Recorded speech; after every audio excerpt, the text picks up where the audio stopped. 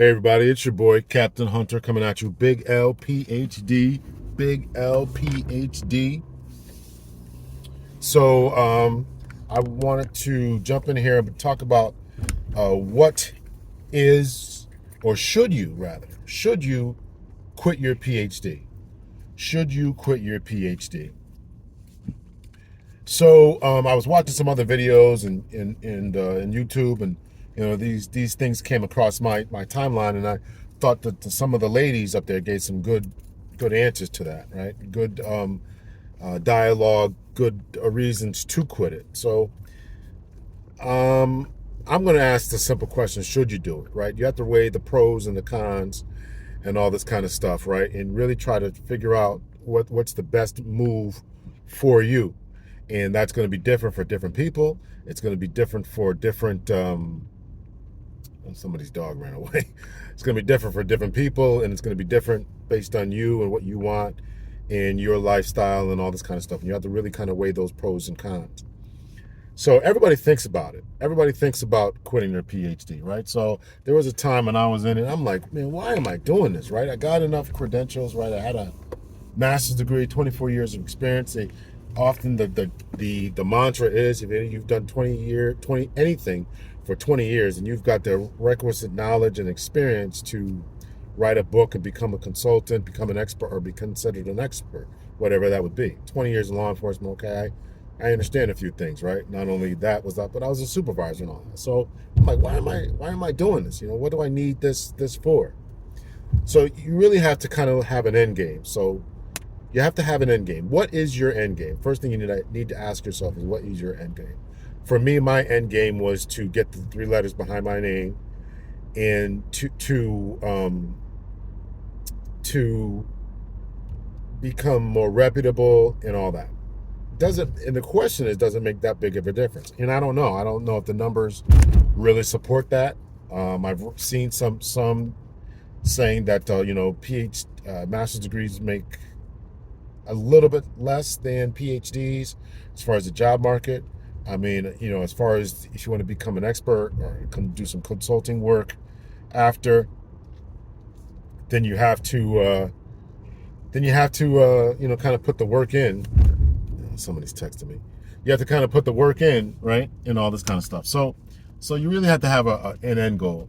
For me, I told you what my end goal was, but what's your end goal? If you want to teach at a university, the only way to really do that is to make sure that you get a PhD, right? If that's your goal, to do research and to do it. And when I say PhD, I'm saying doctor, right? EDD, DBA, whatever. You want to have this terminal degree. I definitely think if you are doing psychology, if you want to be a psychologist, you cannot, should not, must not stop at a bachelor's. I would even say master's degree. You gotta get a PhD. You gotta get a PhD to do anything with that. So I'm also considering going back for a psychology degree. I probably won't, because who wants to pay the money? That brings me to the second point, right? What do your finances look like? So I had retired from law enforcement. I retired from law enforcement, and so therefore I had a steady income coming in, right? So I watched the young lady's video that I put up here, and she was talking about how she was, making in hers. I guess they pay. I didn't even know this. They were paying her. I guess this part of student loans is to be paid to get a PhD, and she was only making $35,000 living on the outskirts, or actually in Chicago. That's not going to work in a big urban city like that, right? That kind of money. So I had a pension, and I had the money, right? So based on the parameters that I talked about in a previous video, I chose a university that was going to be conducive to my needs and to my financial constraints, right? So you have to really consider that. I don't think that people should go to school when they have a family. I waited till my kids were grown before I went back for my bachelor's or master's degree. And if you're considering going for your doctorate while you have a family, I think that is a mistake. I think that is a mistake. And there was one young lady who said this, right? It was a mistake, right? Because she was a fairly new mother, and her family would do things on the weekends, right? As a family, right? Go to the park, go to the beach, have family time, whatever they're doing it as a family. Now she's gone for her doctorate, and her doctorate, I think every Saturday, she had to be in class, and I'm not sure if she went online or actually physically went to the school, but it was for 6 hours, right, every Saturday, right, and she had like a midweek class of like 2 or 3 hours. So the time, and that's just classroom time, right? That's not homework, reading, and studying, right? For preparing for tests, writing papers, right? This is all what you have to do. My case, my kids were growing and off the house. I'm a single guy, no commitments, and I live alone. My kids live on their own. So that was certainly for me. But if you're a young parent and you want to go for your doctor, I think that's a mistake. I think really, I mean, to be honest with you, I mean, unless you really have I'm not talking about any degree, going for a bachelor's or even maybe even a master's, right? But sometimes master's degrees can be very, very taxing. The difference between master's and PhD is particularly for a young married couple, right? You don't have any kids, right? You're a married couple and you want to go back for your master's degree. It's relatively short, 2 years at the most. The most. There's some master's degrees now that are 1 year, 18. Mine was 18 months.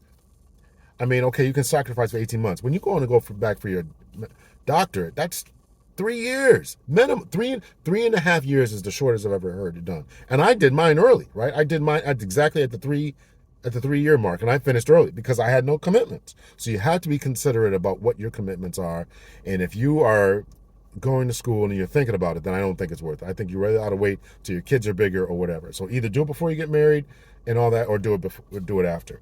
So you have to consider your finances, consider your family situation, and consider your end goals, right? So this is why these are some of the main reasons that I've seen where people quit their PhDs. Some dropped out because they had to change in goals, right? They wanted to be in academics, and they realized what they were doing. They're like, I don't really enjoy this, right? And so, I don't really want to be a researcher, right? Particularly if you're going for a PhD, maybe an EDD or DBA or something else. I can't. Don't ask me what the difference is between them. I read them, and I still don't know.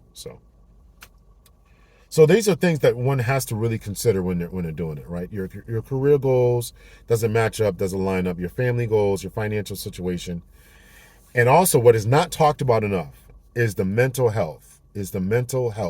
You are isolated. You are foregoing family outings, family innings, right? Whether it's game nights and all that kind of stuff, right? These family innings, family outings, the cookouts, baseball games, all that kind of stuff.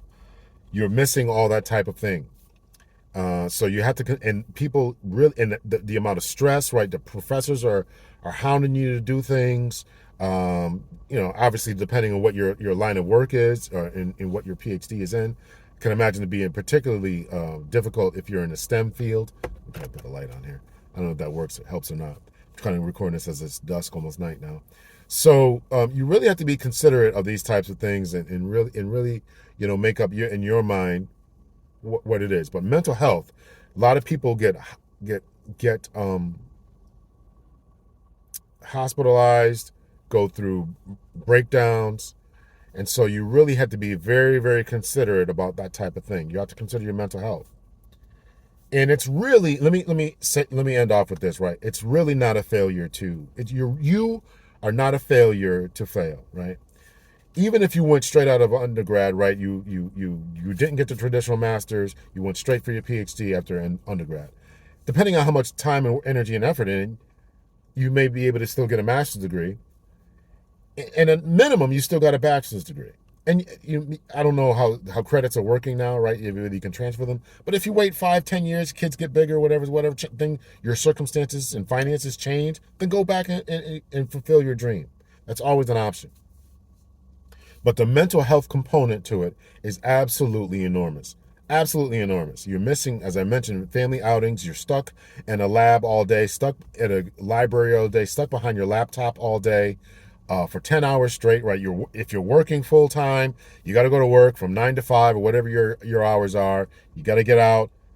If you're single, you got to go straight to reading, writing papers, performing your equations, doing your research, whatever you're doing.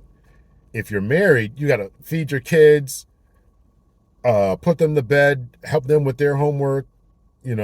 Hopefully you help them with their homework before they went to bed, right? Not the other way around, right? So you got to do all these other things, and then you got to stay up till midnight, 1 o'clock in the morning, reading and writing papers and all this kind of stuff. So even when I was going, I remember the amount of work that I was doing. I was taking 2 classes at a time, for 8 weeks. I'm like, man, I couldn't do this if I was married. And listen, I did it. I hustled when I got my bachelor's degree. I was married at the time. I was working full time as a police officer, sometimes doing overtime, coaching my kids and helping them with their homework. I look back on it when I got my bachelor's and master's. I'm like, I don't know how I did it. For the doctorate level, I don't know if I had the energy to do it. I don't know if I would have had the energy to do it. But my situation allowed for that, and there's no shame in you for saying, this isn't for me right now. Let me back off from this and let me do something else. So those are my thoughts about the PhD process, right? Should you quit, right? Consider I don't know if these are going to be in order. I can't remember. I'm really kind of spitballing and trying to give the best that I can do. I don't have a prepared script. So should you quit your PhD? You got to look at your financial situation. You got to look at your end goals. You have to look at your family life and family dynamics. And you should not, even if you're a young single couple, is it fair to do that to someone for 3, 4, 5 years? Is it really fair to someone to miss this stuff? Again, I miss these innings and outings, right? Because when I went through for my bachelor's degree, it was 2 years at University of Phoenix, 2 years, 18 months at Walden. Every single Christmas, every single anniversary, because I was married, every single one of my kids' birthdays, Thanksgiving, I had to stop early, all this stuff, and get to writing these papers. When I was at Phoenix, I had a paper due every week for 2 years. 2 years I had a paper due. Discussion board questions, responses to the discussion boards. I go for my doctorate, same thing. 3 years. Really would have been 3.5 years. But I finished early, like I said. 3 years of papers. Every week of papers. Every week there's a paper due. Every week discussion boards. Looking up peer-reviewed articles to cite and improve your point. You want to go through that? And that's online, right? Imagine you got to drive to the university for 1-2 days a week. There and back, right? Doing papers, sitting in the lab, going to the library, researching this, doing this for this professor. You got to consider that. The family dynamics, your financial situation, present and future, right? If you're taking out loans, your mental health, all that needs to be considered. All that needs to be considered. So those 4 different things. Let me see if I can remember them because I'm spitballing this. Your end goals, your family dynamics, your finances, and your mental health. You have to really be considerate about whether you want to do those things and all that. So until next time, much love and much peace. Check out my other podcast if you want to talk about men's, if you want to hear about more men's issues, Captain Hunter's podcast, LMH training, LMH consulting services, where I talk about more police-related issues.